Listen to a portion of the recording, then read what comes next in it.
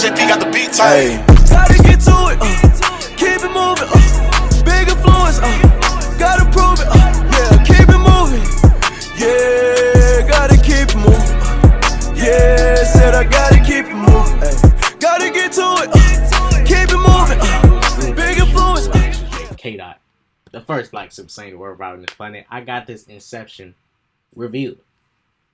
Now I know what y'all first finna do. Y'all finna say, what's up with this Inception review, bruh? Why you doing an Inception review?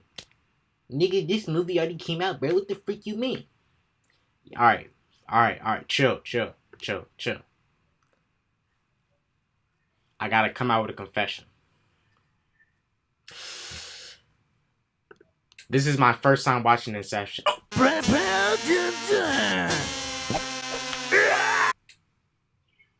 Yeah, it's my first time watching Inception. It's my first time watching Inception. In full. I seen bits and pieces and clips, but it was released on Netflix. I watched the whole thing today, and I'll say this much. I was very intrigued by this movie. This movie was it was confusing. It was a type of confusing but interesting confusing. It wasn't confusing to where it was so confusing to where I was turned off. It was confusing to where, yo, I'm liking this idea.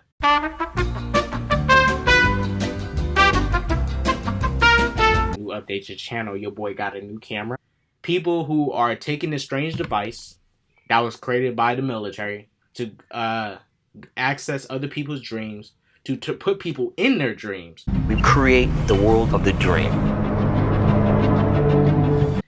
And to find certain secrets deep inside their dreams, their subconscious, certain information like, oh, secrets to a bank vault.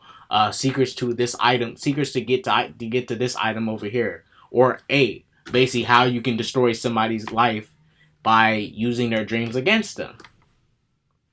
A whole different possibilities. This movie stars Leonardo DiCaprio as our main character. He, at this point in this movie, from what I see, charged for a crime that he possibly committed. Nah, I don't really want to do, man, this movie been out, man, let's do spoilers, bruh. So, Leonardo DiCaprio's character in this movie is, he is one of these people working with this other guy, and they go and do these, jobs for people where they will, find people, access their dreams to get certain files or memory, or certain files or things they need to find in the real world, and they use their dreams to get to them, using their dreams as hints and clues and stuff. And it's a whole system they got going on. For example, they have different peoples, like you'll have an architect, someone who will go into the dream world, and they will create like a maze, for example, a maze or a labyrinth, or try to throw off people. Feel real while we're... And keep the person they're trying to steal the information from not trying to realize, like, yo, this is not a dream.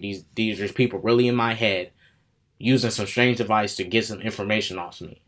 And this person who is the architect, which was a very interesting part of this movie, to have an architect, someone who creates mazes and these little distractions to keep up the facade that everything is so a dream. And you got these other people that don't know the current person that they're trying to attack, without confusing the person who is getting attacked.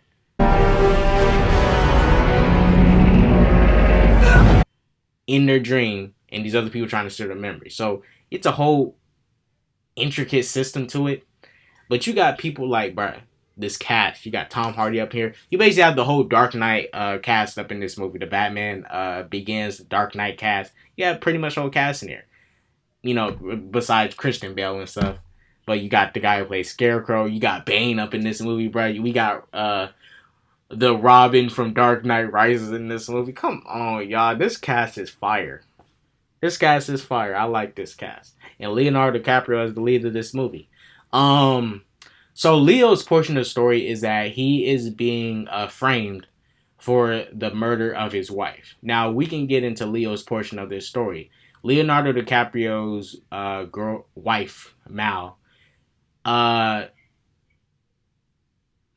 wanted to explore the abilities that they can do with this concept of dream heists and stuff, hopping into dreams and stuff, dreaming and creating, turning their, going into dreams, making it their own reality,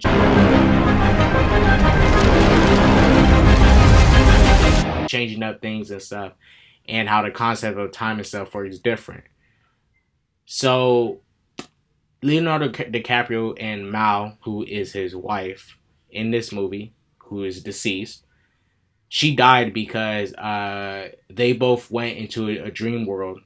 They went into a dream state called the Inception. They went deep into the subconscious. They went deep into the dreams. Like they went to the deep end. Like there's you got your 3 feet in where you're safe, but if you go 8 feet into the pool, you touching the danger zone if you can't swim. That's basically what they did. They was working to get to the Inception. It was about 50, they was in there 50 years in the dream world time. In real life, they were still young, but in the dream world, time works different in dream world. So they was in there for 50 years in there. In 50 years there, they aged and got old, and Mal, not being used to that, came back to this life of being young again when she woke back up. And she was so used to being in a dream for 50 years that she took that as reality. And doing so, her and Leonardo DiCaprio characters, kids and stuff, she did not accept that those are her real kids. Her kids from her dream world was her kids. So she was going to contemplate killing her kids and stuff, killing herself. And she ended up killing herself. I am going to commit suicide. Gotta get to it, keep it moving, big influence, gotta prove it, yeah. Because they wanted to go back to the dream. Mal wanted to go back to the dream world. Leonardo DiCaprio's character woke up and was like, "This shit is fake." But let's get to the bigger plot, the big main thing of this movie. So this character Saito owns this corporation. They're an energy-based corporation, trying to get they're an energy-based corporation. They're trying to get this other corporation who is played by who is pretty much owned by y'all remember Scarecrow from The Dark Knight. That actor, he is playing the guy who is getting his dreams tampered with, and not attacked, but tampered with and dream heisted, in order for them to, make him rethink pushing the company. Saito wants Leonardo DiCaprio and his team to go into this man's mind, basically take his memories, his dreams, use those against him, to where he will make this decision with his company to either break it up and disband it or continue with it. But the goal is to break it up and disband it, so they don't get this hold on the energy.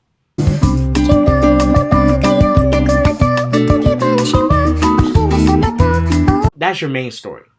But you can call Leonardo DiCaprio's character his portion a side story, but it goes into the main story because he is a big interference with the mission. Because in this movie, he's trying to sort of block out his memories of his wife and lock them away, but he's still holding on to them because he misses her, and he there's guilt because he was the one who did push her to going into the dream world with him for 50 years and doing that. He was the first one to give it up, but she was so into it that she got deep into it. So her death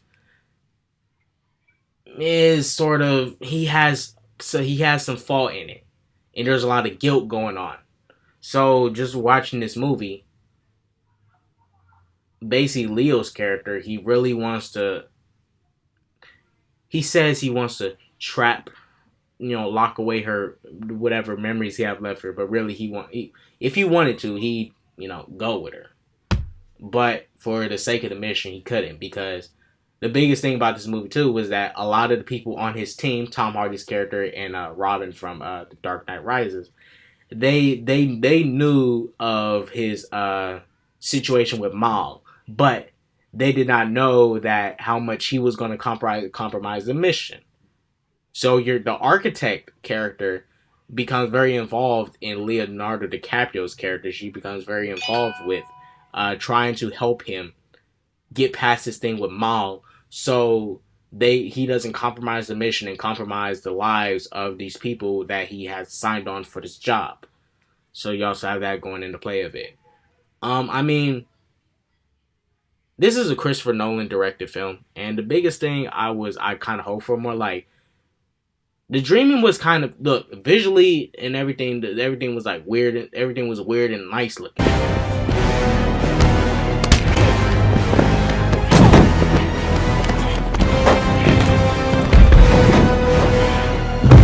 You know, that fight in the hallway, how the platform was turning, that one scene in the movie where the world literally flipped upside down.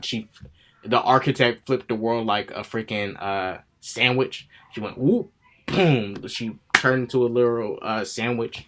Those scenes were tight, but I was like, man, if like look, let me say if I was in the position of these guys, like, bruh, my dreams would have been litty.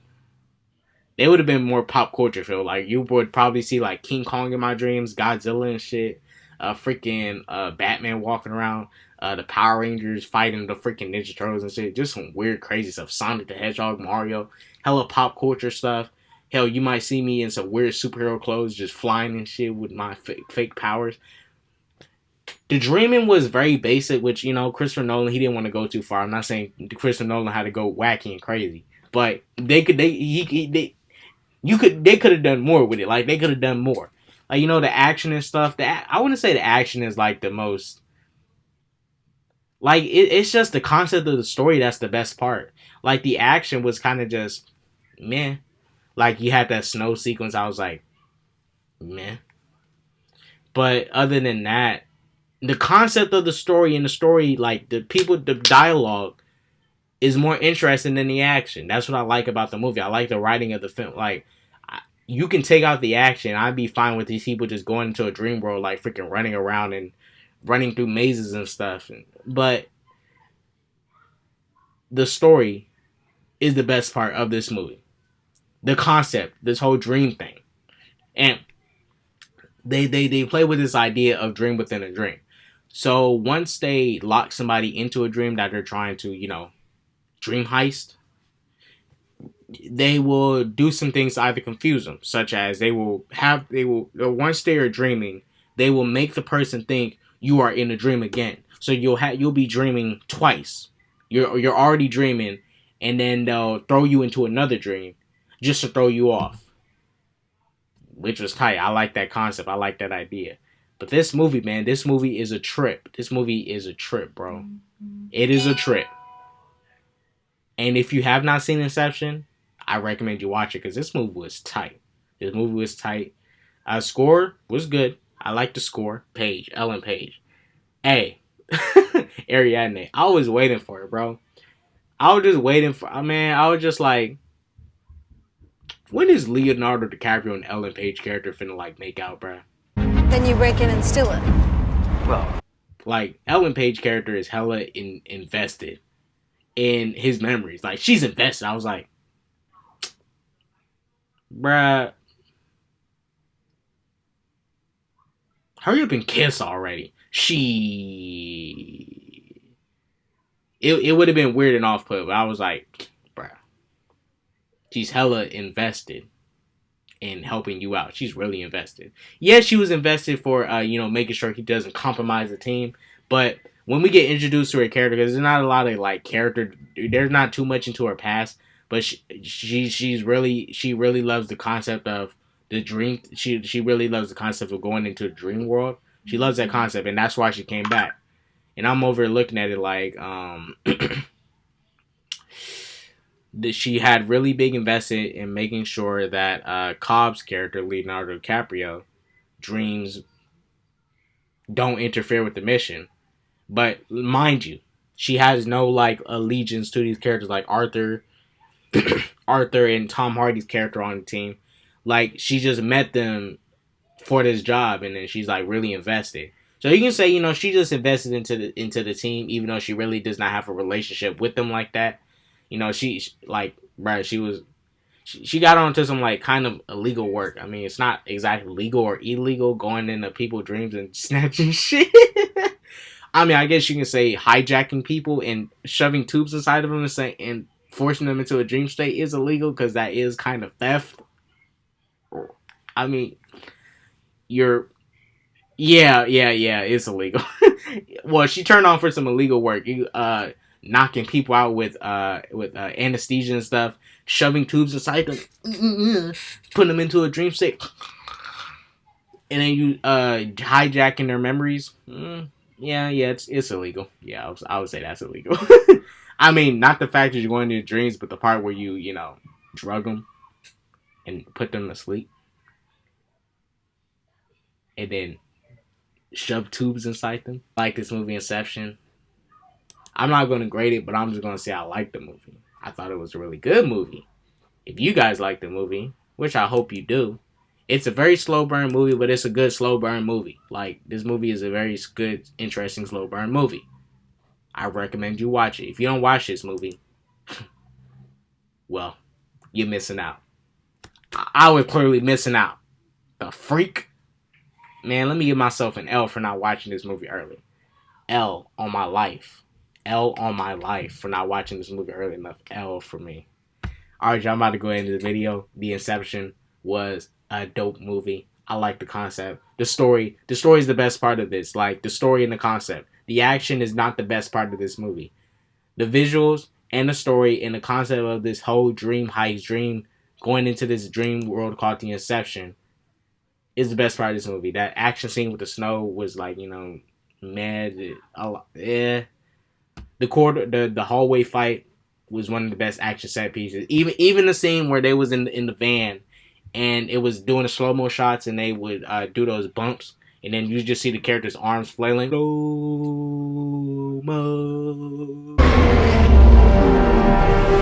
motion.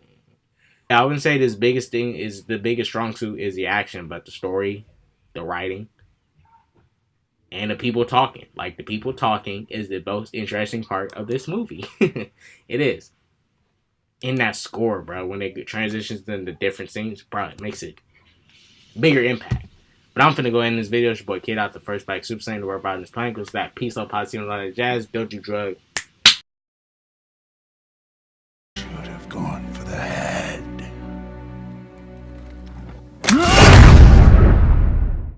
What did it cost?